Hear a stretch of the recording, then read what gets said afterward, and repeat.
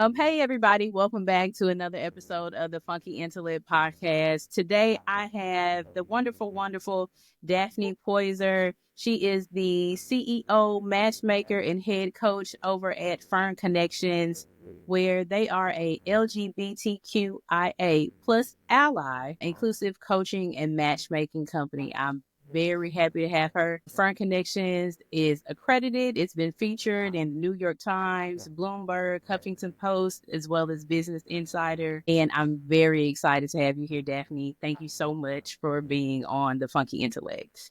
And thank you for inviting me. I Yeah, appreciate yeah, absolutely. In the space that I'm in now, just talking to friends about partnership and finding your person, if that's even a thing nowadays, it's just the consistent conversation around that. And I remember finding Fern Connections. I feel like I was just kind of thinking there has to be a better way to connect and meet with people. And I remember finding Fern Connections and talking to you, and you were so gracious and kind of took your time to explain exactly what matchmaking was and exactly how it can be done, right? I feel like sometimes it seems out of reach for people once they figure out exactly what's available to them. And so I wanted to have you on to kind of dispel some misconceptions about it and talk about, heck, even the difference between matchmaking, your coaching, as well as dating apps. So, let's kind of, tell the people what they want to know. I feel like we're all kind of like, well, how do I find, where are they? So let's just give them some background. Tell me briefly, kind of, how did you get into matchmaking? I wanted to leave corporate America in 2020, right? So I was like, I'm done. I don't want to do this anymore. So it was also right around the time of the pandemic, and we didn't know there was going to be a pandemic, right? But it all kind of came about at the same time. So I started learning about modern day matchmaking, and I thought, wow, I think I could do that myself, right? And at the same time, because I was single, I had hired a matchmaker, myself for myself, because I was like, I don't know where to start. I don't know what to do, right? So I'm going to let someone help me. Yeah. And so after like going around and around with them and having a really bad experience, I thought, you know what? I'll just open up my own matchmaking company, right? And then after like talking to and family members and friends, I was like, you know what? As a Black woman, it's already a struggle. Add, add on to that, being in the South, and then like, okay, I have tons of family and friends that are part of the LGBTQ plus community. And I thought, why not just help all the people I know, right? The people that I know really well. And that's how Fern Connections came about. Okay, I love that. All the time, things are built out of necessity. Sometimes you say, you know what, forget it. I'll do it myself. Right, exactly. I absolutely love that. I've seen you kind of progress over the years, and it's through the moon, and I'm really excited for you. So, your inspiration came from kind of you being single and being like, so where is everybody? And also, I'm not going to say terrible service for that other matchmaking company, but just not an ease in the process, would you say? No, we can say it's terrible service. It was terrible service, and part of it, I think, was the pandemic, right? We were all caught off guard, and the pandemic went way too long, and we didn't know what to do, right? So, but I'm gonna just say, regardless of all that, they still have bad service, right? And that was like, you would think that would be a bad thing, but it was actually inspiration for me. And I thought, you know what, for people like myself, someone who's of a certain age, who lives in the South, who's a person of color, right? I want to be able to help other people. So it was actually inspirational. It wasn't like, these folks don't know what they're doing, and they really didn't know what they were doing, right? But at the same time, I thought, you know what? Why not, take this opportunity to really help people? And that's what, that's kind of what I took from it, even though it was frustrating in the beginning. I was like, you know what? It's okay. It's going to work itself out. I totally understand. So, answer a question for me. Who do you think is a target for Fern Connections or for matchmaking or your coaching? If you're asking me who our ideal client is, right? Who would we want to work with? And that would be like someone who's, 30 and above, somewhere between 30 and 65 across the country. We also work with people in Canada, and we work with people across the world to actually help them match, their clients, right?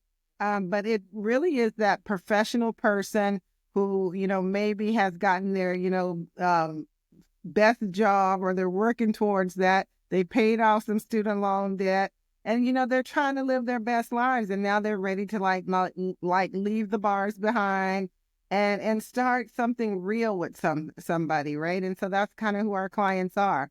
They're all across the spectrum, from trans people to non-binary to lesbians to queer, however you want to identify, to your typical, what I call typical, and some people call them normal today, gay men, right? Yeah. And so that's who our clients are. Okay. So explain to me exactly what your difference is between matchmaking and coaching. Are we coaching in a relationship, trying to get to the relationship? Matchmaking to me is a little bit more upfront. I'm going to find you a person, hopefully find you a person, and that's that. Tell me the difference between the two things that you offer. Yeah, so there's like two parts where even in coaching, there's two parts. There's like the before getting you ready to date and find your person, which is what we call date coaching, right? And then there is relationship coaching that once we find you your person, or you have a person and you need help, right? We help you to continue to build on that relationship, because everybody has like obstacles. Everybody has hiccups. You get into a relationship and maybe 30, 60 days in, some stuff comes up that you weren't expecting. And so, that's where we come in, to say, okay, let us help you. So my thing is this, is that I wouldn't match people if I couldn't coach them, because you could put people together, but that doesn't mean they're going to stay together, or or they know the right things to do when stuff comes up, right? Oh, And that's good. that's to come in. Now, as far as matchmaking, it is really us, talking to our clients, finding out who it is and what it is they want, and going out and finding those people for them. And that's the big difference. So one is maybe it's like, pre dating, and then post dating, right? It's like once we found you someone, you want, to start with date coaching, you want to do matchmaking, and then you want to go into relationship coaching.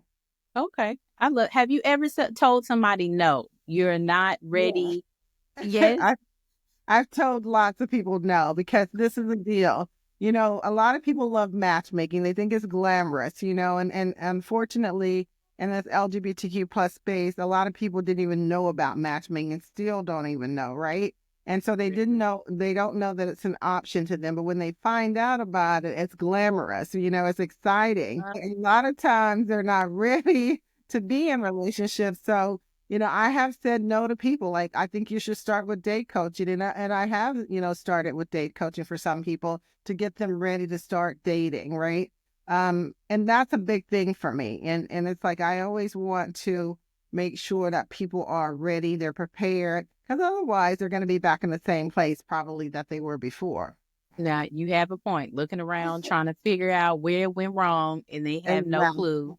And here they are back on the dating scene, and we're all looking like, did you just, okay, was that you? Okay. I love that. I think being coached through, I love that people need sometimes their hand held and just, to get over the hump. I do think when you approach relationships, a lot of times it's, they say you have on the rose colored glasses and it's euphoria and you're having a good time, da da da.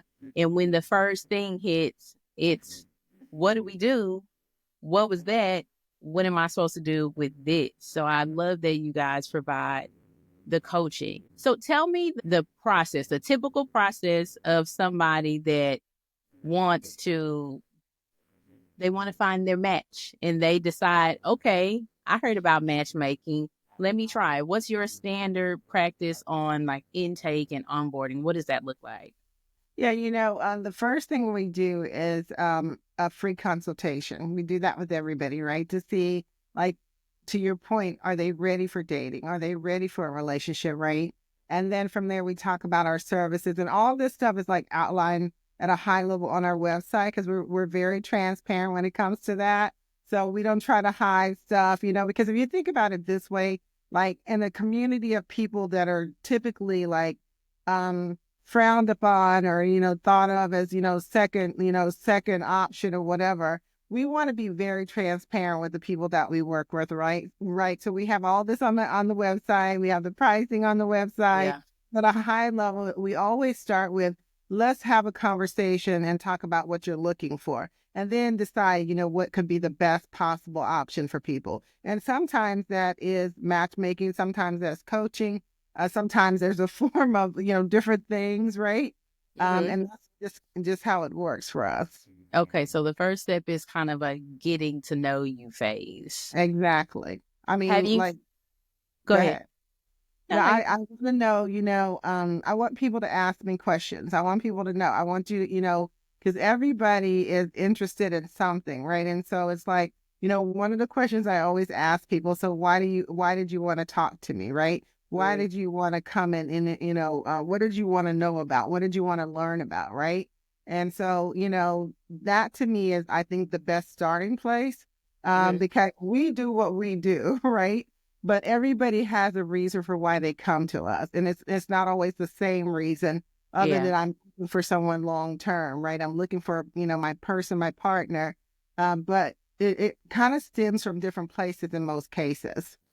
Okay. Now, what if, okay, you kind of gotten to know me, and then where is the step that I feel like most people want to get to, which is, let me tell you what I want. Let me tell you my ideal guy, my ideal girl. What do you say in those aspects? Do you tell them to keep themselves open, or is it helpful to niche down?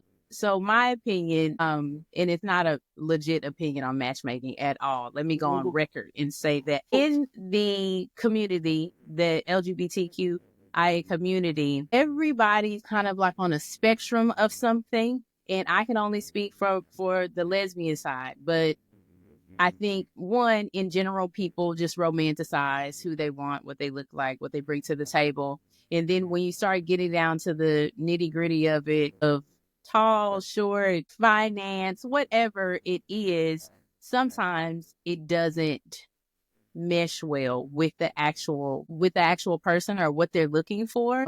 So how do you approach the idea of tell me exactly what or who you're looking for? Yeah. We, once people decide that they want to work with us and we want to work with them, right?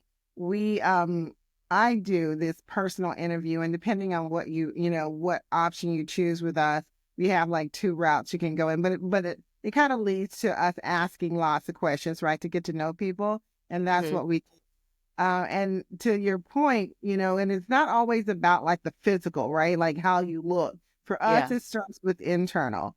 Let me find you someone who's a great person first, who's kind and thoughtful, caring and loving, that kind of person. And then let's talk about the aesthetics, right? Because what happens is, to your point, a lot of times people do romanticize, right? And they get stuck on, and I'll just say it like we're in Texas, they get stuck on stupid, right? It's because Yeah. like, they keep dating the same person over and over and over. Now this person may look a little bit different, but basically they're still the same type of person, right? Hmm. And so it's like they can't move past that. And that's where we come in. It's like we're not just going to help you find a person. We're also going to help you to make sure that you're finding the right person for you, right?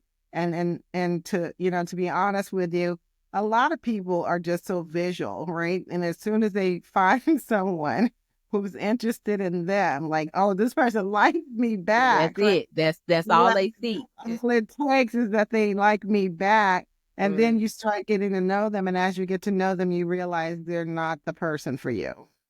Okay. Do people get hung up on that? Like if you tell them, hey, I know you like this, but no, like if you smack my hand and say, no, Joy, go the other way. Do you get a lot of pushback with that when you're coaching or trying to match folks? The thing is that people come. Now, we're very open about like how our process works, right? We're not just going to find you the best looking person. We're going to find you the best person for you. Now, hopefully that person you're very much attracted to, but they're still going to have other qualities that you're interested in, right? That help you to build a long-term relationship. Now, sometimes people, they're like delusional in themselves, right? Is the fact that they say they wanted something different. They say they want to do this or that. And then they keep reverting back to the same old things, right? And so that's where those type of folks are not great for matchmaking, because they're not trying to really find the right person for them. They're trying to find the person who maybe has the most chemistry or that they're the most attracted to. And those are not always the right people for them, right? You should shout that to the back of the room. Let's say it loud for the people in the back, right? Exactly. Yeah. I love that. It sounds like y'all give like so much coaching, so much feedback that I don't know. It's a concierge service, I feel like. It's a very concierge service. Are there any misconceptions about matchmaking or the process that you've come across? I think a lot of times, I've heard people say matchmaking, people do that, or that sounds like an arranged marriage, or, just all types of things. Are there any misconceptions about the field or the process that you come across often? I think the biggest thing is that people think it costs too much money, right? That it's too expensive and they can't afford it, right? And then the other thing is that they think there's some magic that's going to happen and that they don't have to do their part, right? All they have to do is show up on a date and everything's going to be perfect. But that's not really how it works. No matter what you do or who you're in relationship with, and it could be work, it could be, family, whatever, you still have to do your part. And I think that's the biggest misconception, is that people, they think, oh, matchmaking, they're going to find me this person and all I have to do is just wait and see what happens. No, you got to do your work too, because there's no way a relationship is going to work regardless of, how it starts, unless both people put into it, and you got to put the right energy into it. You mean I can't just tell you, Daphney, I like them short and just say, okay, call me when it's done? No, well, you can, but you probably won't be talking to me. You'll probably be talking to somebody else. That's the difference. You Yeah. said we don't do that at Fern Connections. We take it No, very because serious. no, and matchmaking, to your point, needs to be something that people take seriously. It's like, if you're not serious about finding a person, then you should just continue to do what you do. If that's dating apps or just hanging out at the club, that's what you should do. Because, I mean, to me, it's like, why spend a lot of money on something that you're not serious about, right? It Oh doesn't yeah. make, because at the end of the day, the point is for you to find a person that you're compatible with, that you can hopefully build something with long term, right? When you're talking about matchmaking, but if you just playing games, you may as well just use dating apps for that. Okay, so speaking of dating apps, so I did a little research and it showed me that people spend about 50 minutes, I think it said, 50 minutes a day on dating apps. And let me say this, as a single lesbian woman, I don't have any dating apps. Mm. I cannot imagine spending 50 minutes a day on an app. It seems like a lot for me. I personally might want to go out. Maybe I'll meet you at the gym. Maybe I'll meet you at the wine bar.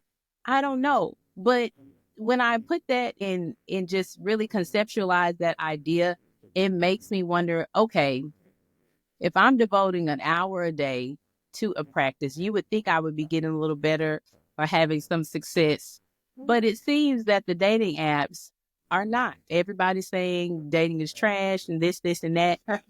How long, I would say, is the dating process, the matchmaking initial process? And I know it's probably different for everyone because folks want different things, right? I might come in and say, I want a nice lady with a purple hat. And then this person over here says, actually, I want somebody with purple socks and a dog, whatever, Right. Yeah. How long does the initial kind of, let's say up to first date take? Yeah.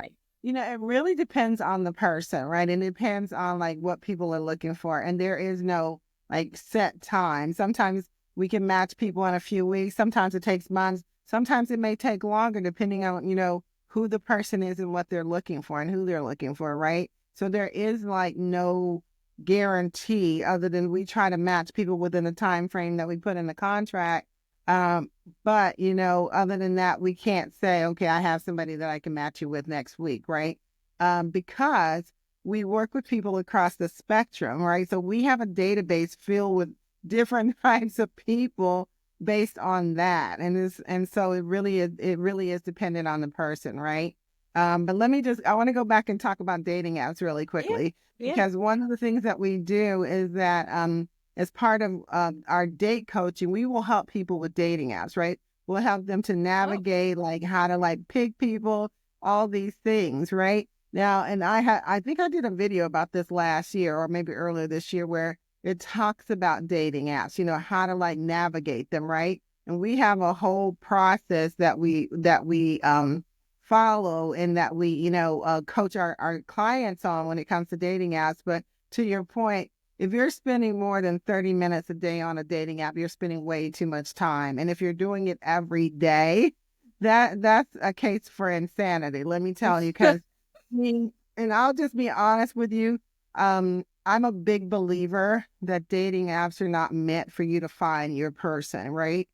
Maybe back in the day, people were more successful with dating apps. And when I say back in the day, I mean like, 10 years ago, 15 years ago, when dating apps weren't hot, when they weren't that popular. But these days, it's a vicious cycle, going from app to app to app.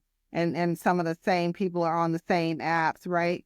And they're just not meant for people to find their person. I get that. The couple of times that I downloaded Bumble and Hinge, I saw the same people. And the catch was because I used to host lesbian events in Houston, I feel like I knew everyone. So Right. it didn't take, I already have y'all's numbers in my phone because you've asked me, hey, do you have an extra ticket to the party? Et cetera, et cetera. And so the apps they ran me away. I said, oh, this is too much. And I knew I shouldn't have been on the apps because Daphney, now don't judge me on this, but I would get on the apps and I would guess how old people were by their outfits. And at that point, I was like, Joy, you're just bored. Get off of the apps. I'm not even talking to people. I was just on there to be on it. You know what it was? You were finding reasons not to talk to them and not to date them. So you were already like doing this process of elimination by like, weeding them out up front with any little thing and every little thing. It And could have that's been. yeah, and typically people do that because they're not ready yet or they're not serious. And so it's like, let me just like find any excuse not to want to talk to this person. And That's then it. that's what happens a lot on dating apps. 100%. If I think about those years ago when I was on the dating apps, was I actually going to date anybody? No, I wasn't. I feel like I'm a complete 180 from then to now. You know what I mean? Like I was just Mhm. like, but at least I did stay on. And goodness, dedicating the 50 minutes sounds Yeah. crazy, Crazy. Yeah. crazy, crazy. So can you break down and share what you want your tiers or like packaging or like a range of investments that people need to have an idea for when it comes to the matchmaking and the coaching or Yeah, one of the things that we do, we try to like have something for everybody, right? And it depends on the complexity of the search. So basically we have the simplest thing that we can do for people is and our lifetime database membership. It's $500. You only have to pay one time. But the thing about it is there are no guarantees, but we try to match people as much as we possibly can. But that is probably the most cost effective for people. And then what I like to do, there's this old saying we like to say that you want to teach a person how to fish, right? And so that's where to me coaching comes in. I want to teach you how to do some of this stuff yourself so you don't have to keep paying somebody like me or keep coming back to somebody like me because you learn, And that's really what coaching is all about, right? So that to me is like the next thing that I recommend to people if you're not able to spend thousands of dollars for matchmaking, right? Now, me personally, I believe that for all the work that we do, the marketing, the research, all the stuff, right? That our prices are really the most affordable, especially in this space. We've done the research, we've talked to some people, and so we try to keep our pricing like reasonable and affordable for the community because I want to be as inclusive as possible. Does that mean everybody can afford it? Of course not, right? But at the same time, we try to have, something for everyone, right? But it is an investment. It's an investment on if you're busy, if you're, someone who's, financially stable or you're extremely successful, or you want someone who, wants the same things as you. They're ready to settle down. They're ready to build something. That's where that's where the matchmaking comes in, right? And to me personally, I am the matchmaker, so it's kind of hard. But for me personally, I don't think you can put a price on that. I think that, it saves you a lot of time, right? And it saves you a lot of headache. And you get to find someone who's right for you, sooner than later in most cases. And that's what I like, right? Is it for everybody? No, it's not. Yeah.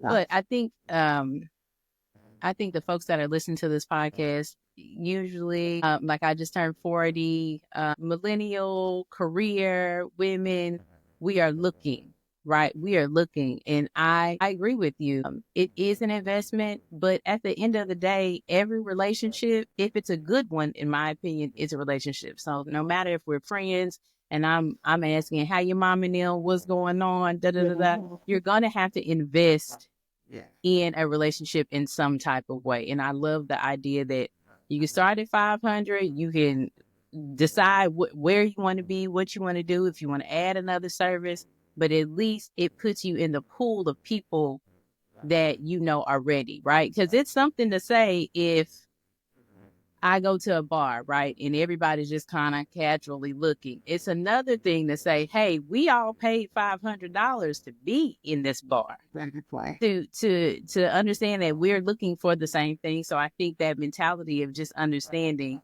the quality of person and that mindset, if you're really ready to settle down, I think that's perfect. I will always be an advocate of Fern Connections. Like I tagged you in something the other day, like, like let me say this too, because to me, one of the things that we do, and I don't know that every matchmaking firm does this, but we do background checks on everybody that we work with, right? So even if you pay $500, we're doing a background check on you so that we can make sure that we have quality people, right? And that's what it's all about, right?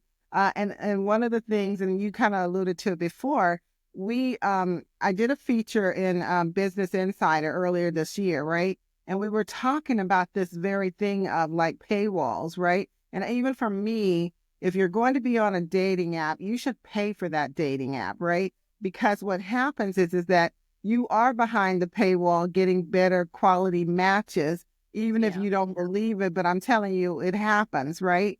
And then people don't like that because, dating apps are promoting free. But you and I both know ain't nothing for free. nothing. Ain't nothing really good for free, right? That's right. So you get what you pay for. So even if you're going to be on a dating app, I recommend all my clients, if you're going to be on pay for services, preferences, because you're going to get better quality matches. Okay, y'all, you heard it here. I agree with that though. It's such a difference. You got some skin in the game at least, So I'm totally with that. Okay, so I got a couple of questions for you. Just, little advice for any of the listeners, right? So we're just kind of talking about dating in general. And I want you to give maybe what's one of your most memorable matches, and depending on the match, what would you suggest? Something that's like a pottery class or something where you can talk. You hear people all the time say, don't do dinner in a movie or something like that because you're spending most of your time watching a movie. Right. What do you think would be the best type of first date? Obviously, considering the two matches, of course. You know, I said this, I think it was in Bustle a couple of years ago, right? And I still believe this. I think that, a walk and a talk is one of the best dates. It's cost effective, right? Because you ain't spending a whole lot of money. That's And right. if you want to dip in and get some ice cream or whatever while you walk, or a drink, you know what I mean? Some coffee, you can do Mhm. that. That is like one of the best ways to be intentional and talking to someone and getting to know them, right?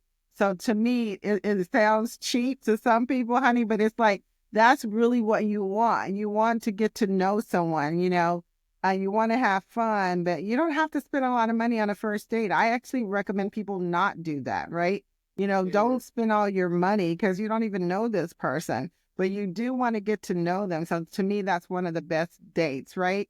And then I love activity dates always, right? So to me, either you go out and do some mini golf, or I used to talk about axe throwing because I used to do that all the time. It's one of my Okay. favorites. But just, go out and have some fun where you can still like, get to talk to each other and look at each other and laugh and, kind of, one of the things that to me, when you put people in activity dates, right? They get to figure out like, you get to see, if they're frustrated or if they're Mhm. annoyed and, do they laugh? And it doesn't matter if it's virtual or if it's in person. Mhm. To me, we do a lot of activity dates, right? Just because I want to see how people interact with each other, right? I want to see how they respond to each other. I want to see people laugh, and have fun, right? Yeah. And so that to me is like the kind of stuff that we do when we put people on dates, right? We don't, Yeah. you know, dinner is good, right? But dinner to me should be like a second or a third date. It shouldn't be like Okay. your first date. Okay. That's Yeah. that's really good. Really good advice, and it makes sense. Mm-hmm. It makes sense. Have you ever heard? I heard somebody say you take a trip with the person, and so you can see how they travel and handle pressure and handle changes. Now I think I did answer this, I think in Business Insider, but I know that's not a first date. That to me is like once you've gotten to know somebody over a little bit of time and you really want to see if it's like a day trip, like I'm gonna go to Austin, for a day with this person to see how they act, right? To see how we get along, right? And to me, you want to make that as short as possible the first time, right? And then you can start extending, okay, let's do a weekend together. But that's kind of like I'm getting to know you. We know we like each other type stuff, right? That's not like first, second date type of activities. Yeah. Okay. Totally. A day trip sounds perfect. No Yeah. more than 3 hours away. And you don't want to make that like a plane. That needs to be more like a road trip, right? So you can really sit and talk to each other. And it's not so overwhelming in the sense that we got to go to the airport. We got to, do all these things, right? And then you got all these other people around. Now, let me just say this because it's really important, from a safety standpoint. You really need to know who this person is, right? Before you jump Yeah. in the car with them or whatever and go on a trip because in this day and age and there's too much happening in the community for people to just do stuff like that without being aware, right? And I'm a big advocate on safety, and I tell people this all the time is that if you're going to go do this, like tell your family, like have them track Yeah. you, tell your best friends, have them check in with you, right? Because it has nothing to do with the fact that you're just so untrusting. It has to do with that we live in a crazy world, right? And we all know that there are people in the community that are being hurt every day, and it's really not a good thing. So my first thing is to be safe and to know that you can be safe when you're going on these trips with people. 100%. Okay. Absolutely. Be safe. Okay. Yes. As we wrap it up, I have two more questions for you. One, what is the advice you give on a first date? Is it centered around what you're going to wear? Is it centered around just keep your expectations open, or are you saying dive right in on the first date because we vetted them a little bit for you already? What's your first date advice? I think that that's different for different people. Like, I'm the kind of person, like, I'm not kissing you on the first date because I don't want to, right? Because I don't know you like that. I may hold your hand. I do believe that you should dress according to the day, right? Dress appropriately for the date. If that's hiking, wear some hiking stuff, right? You want to look cute, but you want to be in hiking clothes. You don't want to have on street clothes, up in the mountains and stuff, right? So that's one thing I would say. And then I would say that the first date should really be a lot of fun, right? Try to make it as fun as possible. And even if you don't plan to see this person again, don't, have this attitude like, oh, this person is like working my nerves, right? If you have to feel that way on a date, you should just end the date. But to me, even if you aren't planning to date the person again or see the person again, be polite, be kind, try to have a good attitude and leave it there, right? Now, one of the big things that we do and tell people is that if you don't want to exchange numbers with someone, don't feel like you have to, right? Like in our business, we will say to people, if you want us to, we can ask for you. But we don't like for people to pressure people and trying to get their numbers and stuff, right? It's like, that's something we don't do. And we I don't love that. recommend. Yeah. Very safe. I love that. I Yeah. love that. But keep have a good time and dress for the occasions. Those heels are not appropriate if y'all are going to the lake. You might just want to hold out, break Or out your too hokas much, or your hike. it looks cute. It may look cute, but it's not appropriate for the kind of date. So it's like, so yes, always dress cute, but be, dress for the date itself. Okay. And my last question for you, is there hope for people when it comes to dating?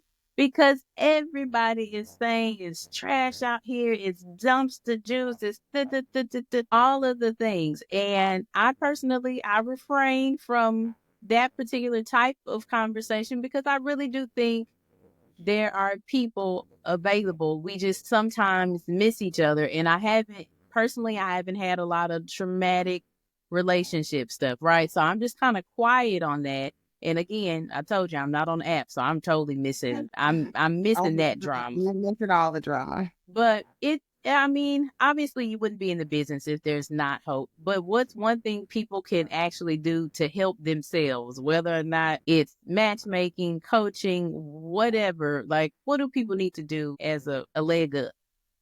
Yeah, let me just step on some toes really quickly because I'm a big firm believer in love. So I believe that there is love for Right. people, right? There's love out there. But I also believe that we don't know how to date, right? And we don't know we don't even know who we are so that we can be the person we want to be with somebody else, right? So I'm going to step on some toes and say that a lot of times we need to look within, and quit blaming everybody and all the things, right? Because it's always somebody else. It's always this is not working.